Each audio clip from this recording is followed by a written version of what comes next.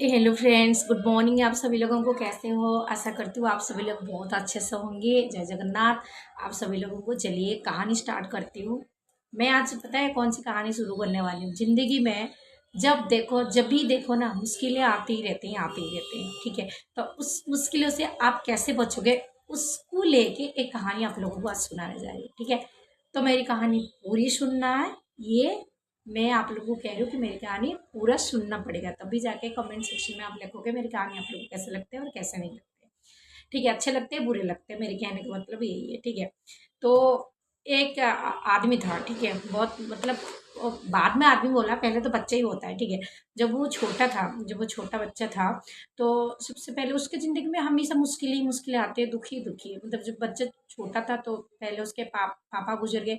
फिर थोड़े दिन के बाद उसके मम्मी गुजर गए, तो इसके छोटे छोटे दो एक भाई और बहन भी थे। ठीक है, तो उनके पूरे जिम्मेदारी इस लड़के के ऊपर आ गया। ऑब्वियसली अगर कोई घर पे बड़ा बड़ा बेटा होता है और पेरेंट्स जिसको गुजर जाते हैं, तो जो बच्चों की जो जिम्मेदारी है, जो उनकी भाई और बहन की जिम्मेदारी, वो किसके ऊपर आएगा? वो तो ऑब्वियसली उसी के ऊपर आएगा। तो वो बहुत मेहनत किया, मतलब दूसरे के घर में काम किया।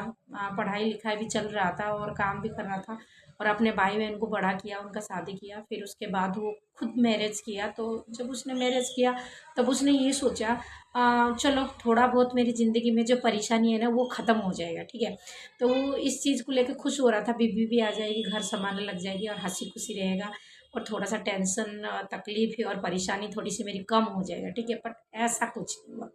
जैसे ही बीवी आ गई तो घर में और कलेश शुरू हो गया। बीवी के साथ लड़ाई हुआ, टेंशन हुआ, और कभी पैसे की परेशानी है, कभी बीवी के साथ लड़ाई हो रहा है। सब चीज़ में ऐसे ही टेंशन रहता था, कभी कुछ। वो वही उसी दौर पे गुजरा जो पहले जैसा था, उससे भी और ख़राब होने लगा। ठीक है, कभी बच्चों उसके बच्चे भी हो गए, कभी बच्चों की प्रॉब्लम है, बच्चों की पढ़ाई की प्रॉब्लम है, बच्चों की शिकायत आने लगते थे स्कूल में। तो हर प्रकार की समस्याएं उसके सामने आने लगी। एक बार वो दुखी होकर बैठा था, वो एक बाबा के पास बैठा, जाके बुजुर्ग बाबा थे उनके पास जाकर बैठा और बाबा से पूछा, बाबा इसका हल क्या होगा? मैं ज़िंदगी से तंग आ चुका हूँ। ठीक है, मैं अपनी फैमिली चलाते चलाते, मुश्किलों को झेलते झेलते मैं ज़िंदगी से तंग आ चुका हूँ, और मुझे कभी खुशियाँ ही नहीं मिलता है। ठीक है, तो बाबा ने उसको देखा, उसको शक्ल को देखा और पूछा, क्या चाहते हो आप ज़िंदगी में, क्या चाहते हो? तो उसने ये कहा कि मैं बहुत परेशानियों से, मतलब मेरी ज़िंदगी गुजर रहा, मैं थोड़ा शांति चाहता हूँ कि मैं हंसी खुशी जीऊँ, बस मुझे यही चाहिए। तो बाबा ने बोले, चलो कोई नहीं, आप मेरी शिष्य बन जाओ, 2 दिन मेरे पास रुको, फिर उसके बाद मैं इसका समाधान की रास्ता बताऊंगा। तो बाबा का बात सुन के वो बाबा के साथ आश्रम में गए, और वहाँ पर एक रात रहे। और मॉर्निंग में मतलब सुबह सुबह बाबा ने उनको एक गांव जाने के लिए प्रस्ताव दिया, चलिए दूसरे गांव में जाते हैं, वहाँ पर लोग हैं, कुछ सेवा पानी करेंगे। तो गांव जाने के लिए उनने उस आदमी को प्रस्ताव दिया, और दोनों जने गांव जाने के लिए रेडी हो गए। गांव से पहले एक नदी बह रहा था। ठीक है, तो नदी के किनारे ये दोनों खड़े थे। ठीक है, बाबा ने बोले, नदी क्रॉस करके जाना है, कैसे जाएंगे? नदी के पानी से बहती हुई जा रही थी, बहुत गहराई नदी था और पानी भी बहुत था उसमें। तो बाबा कह रहे, नदी तो पार करना ही पड़ेगा, नदी पार करके जाना पड़ेगा। तो आदमी बोला, ठीक है चलो नदी पार करते। पर बाबा जा ही नहीं रहे थे, बाबा वहीं पर खड़े थे।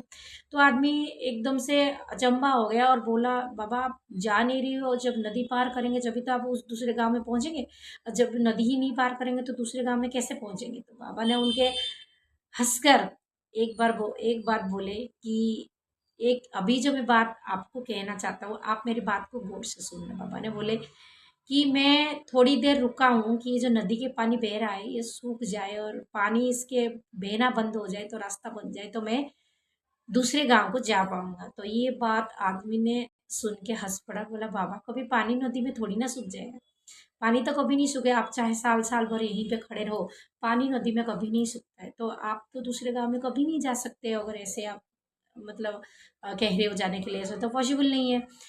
तो बाबा ने उनके वो आदमी का ये वाला आंसर सुन के उनने बोले, जिंदगी भी रास्ता भी वही है, जिंदगी की जो राह में तुम चलते हो, जो संसार को तुम चलाते हो ना, ये भी वही है, ये भी वही। कभी मतलब झंझट परेशानी कभी खत्म नहीं होता है। आप जो सोच रहे हो कि पूरी परेशानी खत्म हो जाएगा, सारे टेंशन खत्म हो जाएगा, तभी मैं जी खोल के हंसूंगा, तभी मैं अपनी जिंदगी जी पाऊंगा, ऐसा कभी नहीं होगा।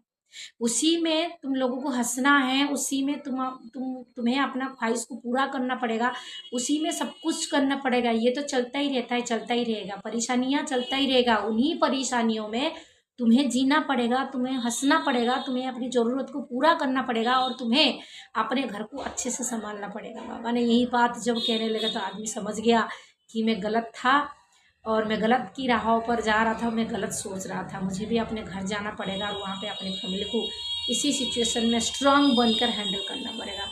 वो दोबारा अपने घर गया और जितनी सारी परेशानियां आया उसको हंस हंस के उसने निपटाया और हंसी खुशी अपनी ज़िंदगी जीने लगा। उसी में वो खुश रहने लगा, जो मिलता है जितना मिलता है उसी में ही खुश रहा करो, वही ज़िंदगी की कहानी है। आशा करती हूँ मेरी ये कहानी आप लोगों को बहुत अच्छे लगे। अगर मेरी ये कहानी आप लोगों को अच्छे लगते तो एक लाइक जरूर कर दें।